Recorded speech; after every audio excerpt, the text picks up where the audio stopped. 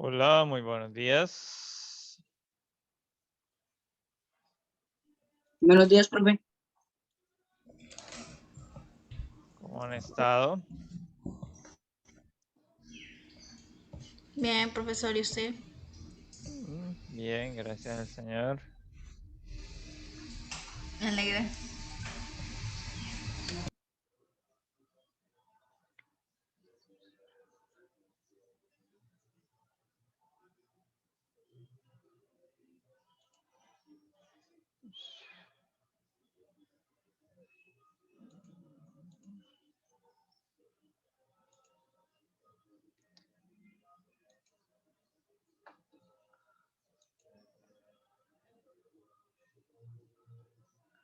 Bien, vamos a invitarles a inclinar el rostro, vamos a orar.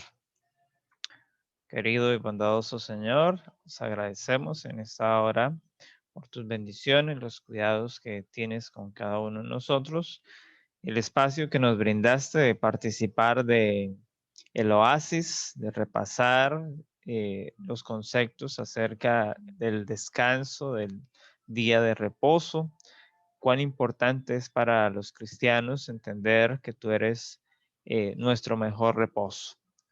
Pero sin embargo requerimos cada semana tener un espacio para reforzarnos, para reconstruir energías y ese espacio, pues qué mejor que pasarlo en tu presencia.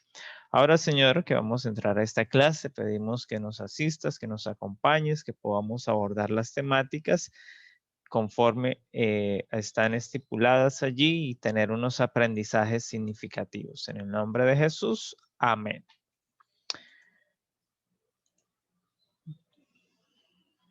Bien, vamos a llamar a lista, por favor, contestamos.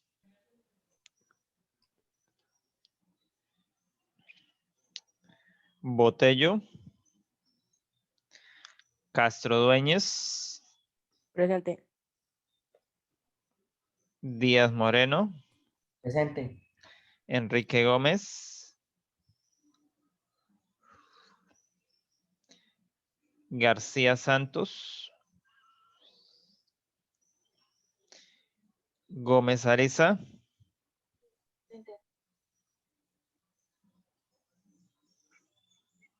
Jiménez Sánchez. Presente. Leal Ramírez. Monterrey Cruz. Presente. Ortega Galvis. Presente. Rincón Castellanos. Presente.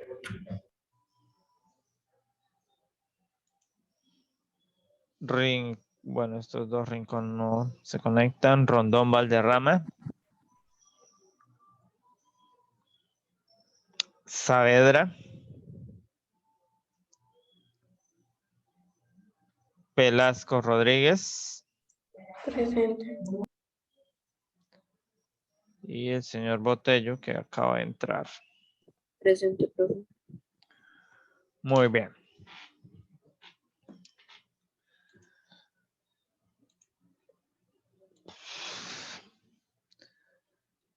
Entonces, bueno, aquí tenemos básicamente que estamos ya concluyendo la temática que habíamos presupuestado, programado para abordar en este periodo en el área de filosofía. Tenemos la helenización, que la trabajamos en las clases, pensadores griegos y romanos, que los trabajamos también, aprendimos acerca de algunos de ellos, algunos detalles importantes. Y estamos en el tema del pensamiento mítico americano. La clase pasada estuvimos revisando lo que son los pensamientos míticos o la cosmogonía de Norteamérica. Y hoy entonces estaremos trabajando el pensamiento mítico de latinoamericano, que encontramos entonces en países como Colombia, Perú y otros que están en la misma zona. Entonces, esto es importante. Tener en cuenta que ustedes tienen este trabajo de la clase anterior que se les asignó para que realicen este ejercicio y puedan tener otros aprendizajes allí. Igualmente hoy les quedará este que habla acerca de unos reinos perdidos en Sudamérica, por aquí en territorio colombiano también, entonces importante. Pero vamos a ir entonces a lo que es el pensamiento mítico, la presentación que hemos preparado para esto. Normalmente, desde las clases por allá de tercero de primaria empezamos a hablar acerca de los pueblos americanos precolombinos. Y por allí aprendimos que estaban varias comunidades que se habían desarrollado, que estaban, ¿alguno de ustedes recuerda qué pueblos indígenas existían antes de la llegada de los españoles?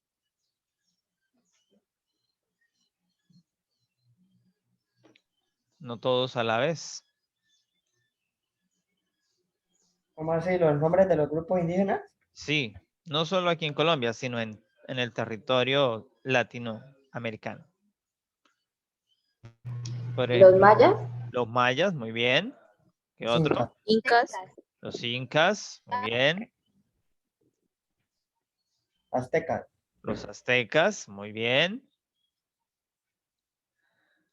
Son como los más destacados, los más conocidos, porque eran los pueblos más desarrollados, los que tenían un nivel cultural ampliamente sistematizado y entonces pudieron hacerle frente al proceso de conquista. Entonces veamos, esto lo teníamos en la clase pasada, decíamos que la filosofía normalmente siempre se aborda desde las concepciones europeas, desde las concepciones latino-occidentales. Pero también hay un capítulo de la filosofía que es de la iglesia cristiana, esto que conoce como la patrística, la escolástica, el medievo, entonces allí hay toda una línea que se desarrolla. Sin embargo, la clase pasada decíamos que los pueblos americanos ya tenían su propia línea desarrollada cuando llegaron estos pueblos invasores, si los vemos desde esta perspectiva, que venían a colonizarlos y que traen entonces unas vertientes diferentes. Entonces, cuando los españoles llegan a América, los españoles, o bueno, los europeos, por decirlo así, tenían una religión bien consolidada, que era justamente pues el cristianismo. Pero aquí en América, los pueblos que ustedes mencionaron, ya también tenían sus propios sistemas de adoración, de religión, de pensamiento, de cultura, de ciencia, y estaban bien estructurados, pero habían otras poblaciones indias que no eran suficientemente fuertes, que no pudieron resistirse a la conquista colonizadora de los blancos y justamente entonces prevalecieron, fueron destruidos, fueron masacrados, fueron esclavizados hasta el exterminio. Las culturas más grandes, pues se ha preservado su legado hasta nuestros días. Aún hoy seguimos estudiando muchos de esos aspectos porque también muchos de ellos se desconocen, no se comprenden a profundidad y entonces están allí. Hoy vamos a hablar de algunos de estos aspectos que son importantes en el contexto entonces de la filosofía para entender también el desarrollo filosófico en América. Ese desarrollo que tiene, ese encuentro cultural, mejor dicho, que se tiene entre el viejo mundo, el mundo europeo, y el nuevo mundo, el mundo poblado por tribus o culturas indígenas, y tiene un encuentro en un marco de la cristianización de América. Y en ese contexto, entonces, se nos habla del argumento del cristianismo, uno que promulga o que solo tiene una verdad única establecida, un camino a la salvación eterna.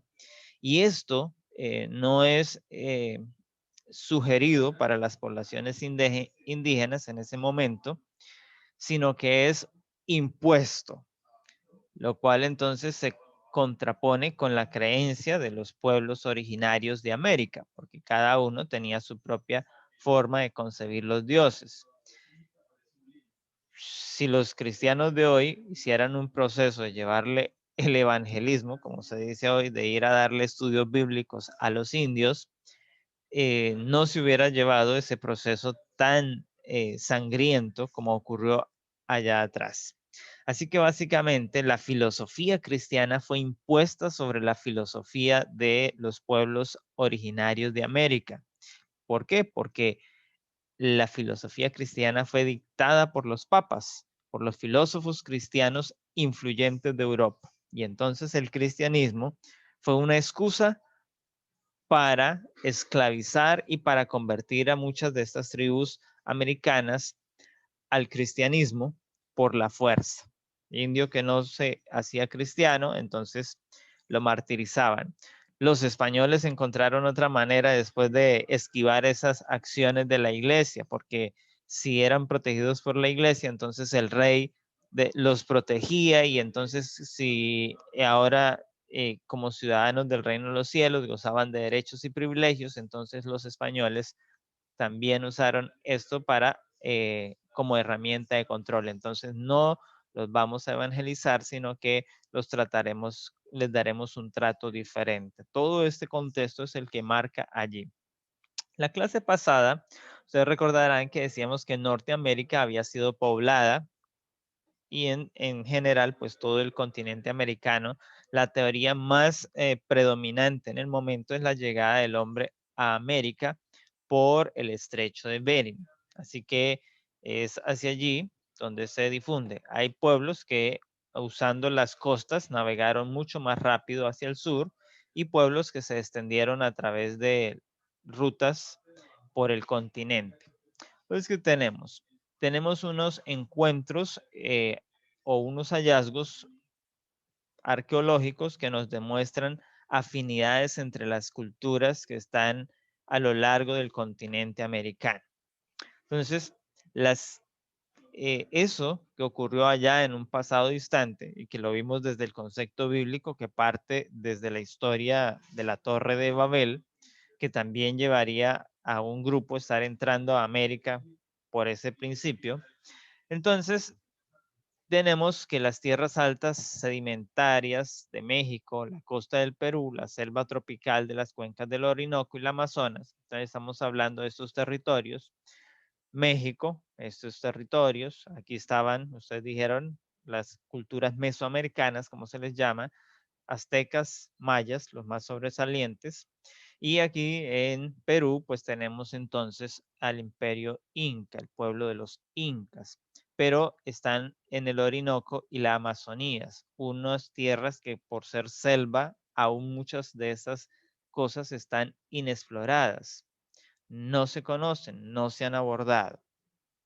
Hace unos años atrás, de hecho, en lo que es el Parque Nacional de Chiribiquete, se ha descubierto lo que se ha llamado en el momento la Capilla Sistina en Colombia, pero son dibujos de pobladores indígenas que iban hasta esa zona a pintar y muchos de ellos son tantos los pictogramas que hay allí que se ha equiparado a su valor arqueológico con la Capilla Sistina allí en el Vaticano.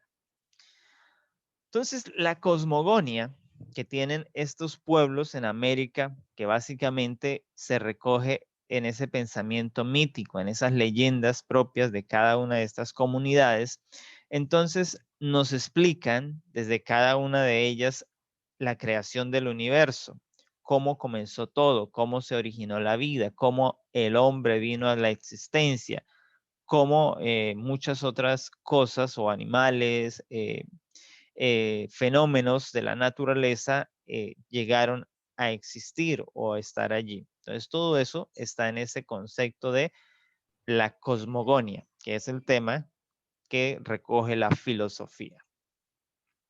Entonces, estos habitantes de estas tierras, ante la llegada de los españoles, tenían una gran diversidad de creencias, una gran diversidad de deidades. Así como hablamos de que los romanos y los griegos tenían el panteón de los dioses, pues en América también existía el panteón de los dioses. Ahora lo vamos a ver cuando profundicemos ya en detalle cada una de ellas. Entonces, estas religiones tenían su día a día, tenían sus consideraciones, su cultura, su pueblo vivía en torno a esas creencias, a esas líneas de pensamiento que se habían desarrollado. Y aquí vemos imágenes de los tocados y demás.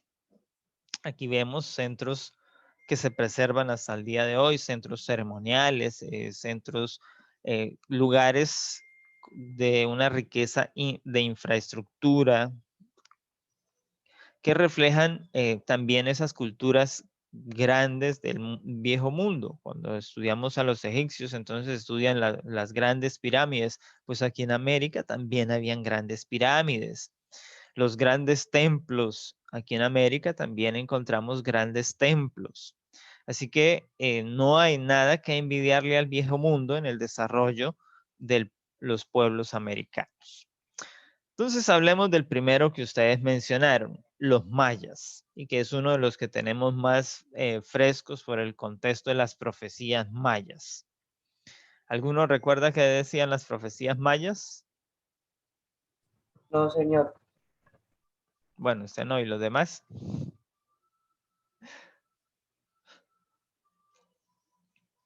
¿No? ¿No recuerdan el 2012? Que se iba a No, acabar señor.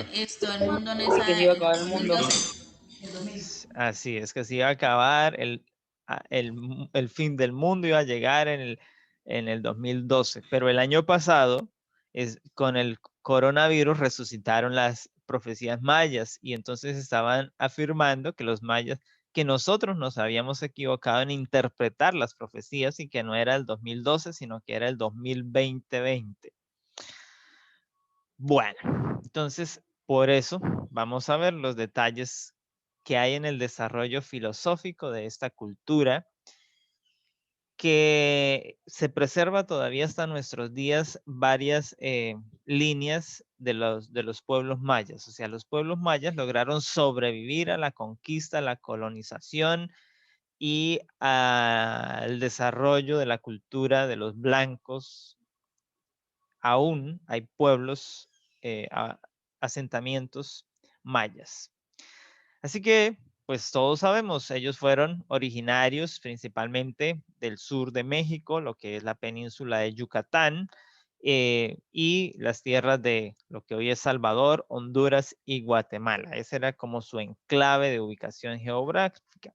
Los mayas tenían su propio panteón de dioses. Esos dioses, entonces, tenían el dios Hanakub, que era el dios creador, era el más importante. Lo podríamos comparar con Zeus o con Júpiter allí en el contexto europeo. O con, si hablamos de las culturas nórdicas, con Odín, el padre de los dioses nórdicos. Entonces, ahí tenemos ese dios. ¿Cuál era el contexto? ¿Cuál era su importancia? Él le había dado a la humanidad el maíz. El maíz para las tribus indígenas, vimos la clase anterior con uno de los pueblos norteamericanos, era tan importante que la vida de los pueblos indígenas giraba en torno al maíz, al punto que uno de los pueblos norteamericanos convirtieron al maíz en un dios. Entonces, en este contexto, los pueblos mesoamericanos también tienen este desarrollo. Ahora, los pueblos mesoamericanos son probablemente, de acuerdo con el estudio que hay acerca del maíz, donde lograron hacer ese salto de al maíz como lo conocemos hoy, como se ha desarrollado, ese, ese fruto que tiene muchos granos pegados a un eje central, que nosotros llamamos una tusa. Pero el maíz no era así originalmente. El maíz simplemente era como una espiguita que daba 3 o 4 granitos. Los pueblos americanos de Centroamérica lograron que se desarrollara una mazorca más efectiva y que pudiese entonces tener más granos. Este elemento del uso del maíz conecta entonces a los pueblos indígenas a lo largo de América, porque si bien es cierto, los del Perú también usaron el maíz, los indios colombianos usaron el maíz, entonces tenían que estar interconectados porque el maíz no es originario de Colombia, no es originario del Perú, es originario de México, así que estos pueblos estaban directamente interrelacionados. ¿Qué otros dioses habían en el panteón maya? Entonces estaba Ixanma, el dios del cielo, Kululkan, el dios del viento, Kinich Han, el dios del sol, Isklek, el dios luna, y nosotros encontramos en la literatura que se ha conservado de los mayas el famoso libro del Popol Vuh, que ustedes ya debieron haber escuchado desde el área de la literatura de español, haberlo Sí, eso lo vimos analizado. en eso. Entonces ahí encontramos esos relatos de la cultura maya, de cómo esa cosmogonía, ese pensamiento filosófico, religioso, estaba inmerso entonces en esos procesos culturales del desarrollo de los mayas. Pero no, entonces no es el único, hay otros dos relatos que aportan a la reconstrucción de la cultura maya. Entonces, estas historias logran transmitirse de generación en generación de manera oral y se conocen hasta nuestros días. Entonces, les decía que hoy todavía encontramos asentamientos mayas que hablan todavía la lengua originaria de los pueblos mayas. De hecho, este año llegó una estudiante de Guatemala aquí al colegio a grado quinto.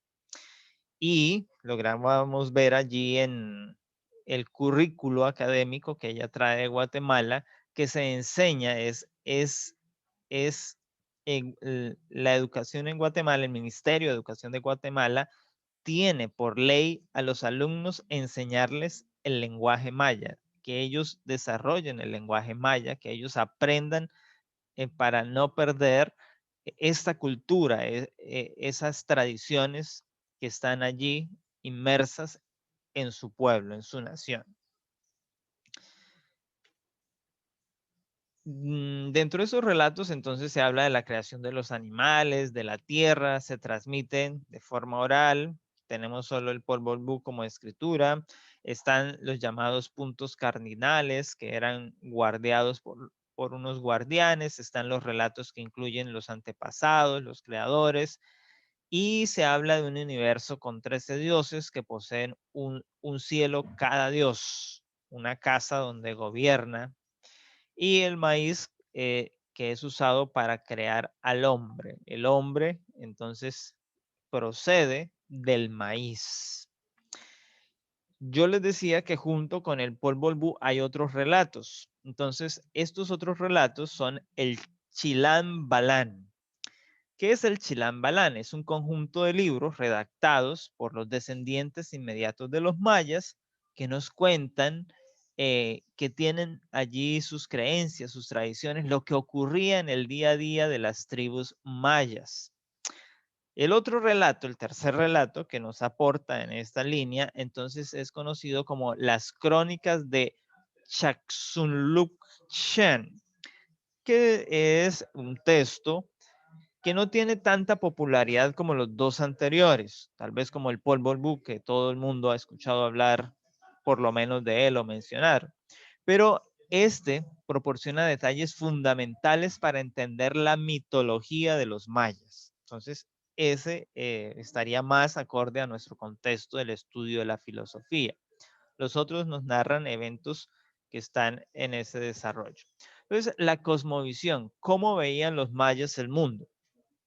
Para ellos existían 4 direcciones primarias, como nosotros lo podemos concebir en una brújula, norte, este, occidente. Bueno, para ello habían 4 direcciones primarias, pero cada una de ellas estaba asociada a un color particular.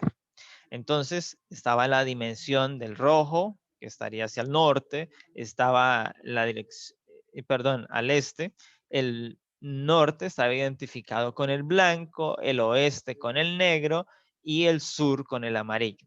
Si nosotros distribuimos esto, quiere decir que los mayas estarían en el centro del mundo. Eso es como se percibe entonces el universo maya.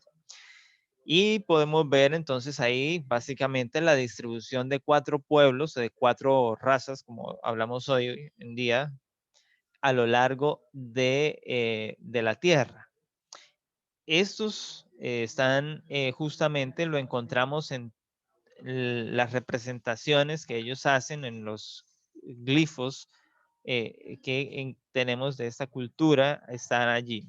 Entonces, el periodo clásico temprano también nos muestran los llamados códices mayas del posclásico. Entonces, ¿qué es un códice? Son esos escritos en piedras, generalmente con los mayas son en piedras, donde pueden revisarse los contextos jurídicos, legales y demás cosas que tenían allí. Los textos sagrados, entonces están así. Pero había una quinta dirección que era el centro. Los que estaban en el centro pues eran los mayas. De esa manera entonces ellos se identificaban con un árbol que estaba asociado con un azul verdoso que representaba con mayor frecuencia entonces con un árbol de ceiba, conceptualizando así como el árbol de la vida.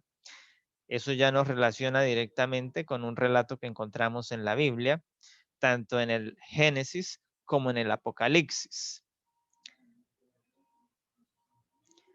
Entonces, en esta cosmología de los mayas, este pueblo es el que tiene entonces esa relación. Entonces, aquí vemos en la imagen la tierra, que está dividida en los 5 reinos que ya estipulamos, rojos, amarillos, blancos, negros y los mayas que estarían en el centro. El árbol que son los mayas, el pueblo sagrado, como ellos se veían a sí mismos, entonces era el lugar donde estaba la morada de los dioses. Por eso encontramos una gran cantidad de templos a lo largo del territorio de los mayas, porque ellos se concebían como los mensajeros de los dioses, como los intermediarios, como los grandes sacerdotes que conectaban entonces el mundo de la tierra con el mundo de lo espiritual, con el mundo de los dioses. Pero también estaba del lado opuesto lo que para los europeos, en las culturas europeas, es el infierno, el inframundo. Los mayas también tenían pues esa concepción. Entonces vemos esas relaciones ahí muy reales.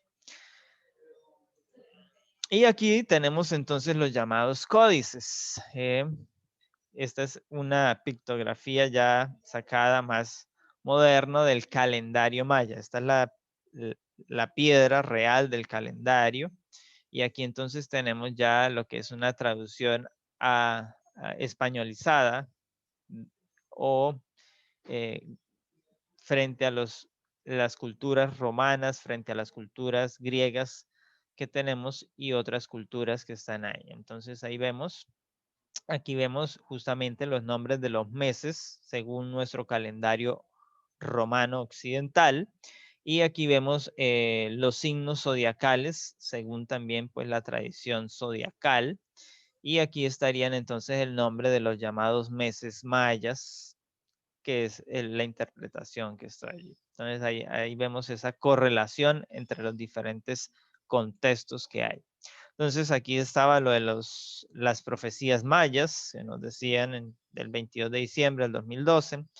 También hay otras profecías que hablan de un eclipse el 11 de agosto de 1999. Se nos habla de los inventos creados por el hombre que aumentarían de una manera razonable la temperatura de la Tierra, produciendo desequilibrios climáticos y geológicos. Nos vivimos en este momento, eso está predicho en las profecías mayas. Hay otras profecías para el fin del mundo. ¿Cómo sería el fin del mundo? Entonces aquí encontramos que sería por una ola de calor que provocaría el deshielo de los polos. Entonces, son interesantes estas profecías, porque al parecer, pues estamos en parte de ese cumplimiento. ¿Cómo los mayas pudieron avisorar eso? Realmente solo hay dos posibles respuestas. Uno, bajo todos esos trances que ellos hacían, se comunicaban con el mundo espiritual. Ese mundo espiritual, recordemos que está en nuestra concepción cristiana dividido en dos facetas, en el bien y el mal. O realmente recibieron el mensaje de los dioses, como ellos decían, pero esos dioses podrían ser la concepción que nosotros tenemos de Dios. Un ángel vino y les avisó y para ellos eran unos dioses. O aún el enemigo, el diablo, un demonio vino y les dio las profecías y ellos lo concibieron como un dios también. Entonces solo están esas dos posibles opciones. Lo cierto es que los relatos que están mucho antes a nuestro desarrollo cultural, pues están escritos ahí y nos dicen lo que está ocurriendo en estos días. Así que hay una cercanía con esa realidad al cumplimiento. Hablan en una tercera profecía de un cometa que aparecería cayendo en la Tierra y trayendo raras transformaciones físicas y bruscas. Si vamos al relato de Apocalipsis, encontramos también un relato muy similar cuando están cayendo las llamadas plagas, las 7 postreras, bueno, y cuando están habiendo el derramamiento de las copas de la ira de Dios, también encontramos relatos similares. Los mayas dejaron una esperanza diciendo que a partir de un esfuerzo por voluntad propia los humanos, intentando lograr la armonía y la paz interior, podrían desarrollar nuevos sentidos e integrarnos en un buen funcionamiento en conjunto con la galaxia. Y en esto encontramos por ahí varias filosofías pertenecientes a la línea de la nueva era que nos hablan de armonizar, de trascender, de elevarnos a una quinta dimensión, de ponernos en armonía con el centro galáctico. Bueno, eso estaría todo enmarcado en este contexto de la filosofía. Y aquí tenemos una reconstrucción basada en el desarrollo de la computación, cómo se vería el centro de la cultura maya, donde está la principal pirámide maya y algunos de los templos, cómo era realmente en esos días. Y así se percibe pues hoy como tal en el horizonte, allí cerca en México, al sur de México, Guatemala, El Salvador, porque hay varios. La otra cultura bien desarrollada para Mesoamérica, pues son los aztecas, ustedes lo mencionaron, son pueblos que también tienen un gran desarrollo y que tenían una religión muy sangrienta. Recordemos que los aztecas hacían sacrificios a los dioses donde le arrancaban el corazón latiente a la víctima, a la ofrenda que presentaban a los dioses para evitar o para apaciguar a los dioses. De hecho, si ustedes se vieron la película Apocalipto, vemos allí justamente el desarrollo de esas ceremonias de los aztecas. Entonces, ellos cuentan que las divinidades, es decir, los dioses de estos pueblos, se movían alrededor de una pleyada de divinidades, es decir, un panteón de dioses también tenían. Entonces aquí se habla también de varios círculos o varios niveles que tenían varias dimensiones, varios mundos. Y el más recóndito del universo oscuro, el Chignaumitla, donde los esposos Mictlantecutli y Mictecacihual eran los que estaban allí y serían entonces los dioses creadores. La mitología maya, recordemos, la mitología azteca, recordemos que hoy Ciudad de México está asentada sobre esta ciudad, que era la ciudad que inspiró o que sorprendió a los españoles cuando llegaron a México y vieron la gran ciudad de Tenochtitlán, que hoy solo es el centro de México, porque toda la ciudad de México, Distrito Federal, pues está construida sobre esto, sobre el lago de Tenochtitlán, que fue llenado, fue secado, fue sedimentado, y entonces ahí se construyó México. De hecho, este año han dicho que México se está hundiendo 50 centímetros cada año.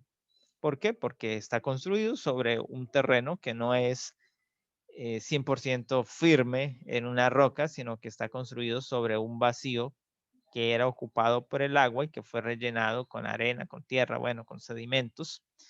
Y entonces hoy ahí queda la Ciudad de México. Por eso todavía se hacen excavaciones en el centro de México para encontrar todos estos rastros antiguos. El universo está compuesto entonces por una serie de planos paralelos. Hay entonces varias, visto desde la perspectiva de los aztecas, entonces hay varias copias del mundo, por decirlo de esa manera, para que nosotros lo entendamos, donde justamente pues moran los dioses, están los planetas, están los astros, el firmamento, está pasando entonces por los cielos de los colores y todo esto. Bajo el plano de nuestro mundo, entonces, debajo de ese disco está el centro mismo del universo, rodeado de agua en toda su superficie. Se sucedían los planos paralelos, que aquí sumaban 9, terminando en ese infierno que iban las almas de los seres anónimos. Y lo que hay en este pictograma es justamente el desarrollo de esos planos. O sea, aquí está como el recorrido de todos los planos que hay. Entonces, allí llegaban tras un camino de 4 años a través de muchas y duras pruebas, aquellas ánimas que no han sido elegidas por este Dios, el Dios Supremo, la divinidad del Sol, que se preocupaba solo por la muerte de sus elegidos y los guerreros. Y los que eran relegados, pues entonces quedaban vagando, por así decirlo, en ese mundo perdido de muchos planos y dimensiones. Hay que entender también esto que nos dice aquí, las aguas exteriores del cielo y de la tierra por las tormentas y los rayos. Esto nos relaciona directamente con la cultura egipcia, donde los egipcios también nos hablan de que el dios Ra navega en las aguas cósmicas, en un barco, mientras controla o toma o rige el mundo, la tierra y otros contextos que están allí. Entonces, tener en cuenta eso. Esto también, en el contexto bíblico, nos relaciona con el relato de la creación en el momento previo a iniciar el proceso creativo en la tierra, donde se nos cuenta que el Espíritu de Dios estaba sobre la faz de las aguas. Así que hay una similitud, una correlación con este relato. El primer sol se llamaba Nayuclop 4 o celote o jaguar. El segundo sol entonces se llamó Naui Kal, y es el cuarto viento. El tercer sol, Naiu Kidhub, es el cuarto lluvia de fuego. Y el cuarto sol, Anu al 4 de agua. Entonces ahí vemos que habrían habido 4 extinciones del sol previo al que se estaríamos viviendo en ese momento. Entonces, cada uno de esos soles también se hacía corresponder con con uno de lo que nosotros llamamos el punto cardenal. Entonces, en la piedra de los aztecas encontramos justamente pues los 4 puntos, y que también estarían, recuerden que los mayas hablaban de 4 razas o 4 pueblos distribuidos por colores, y ellos en el centro. Los aztecas tienen básicamente casi el mismo relato.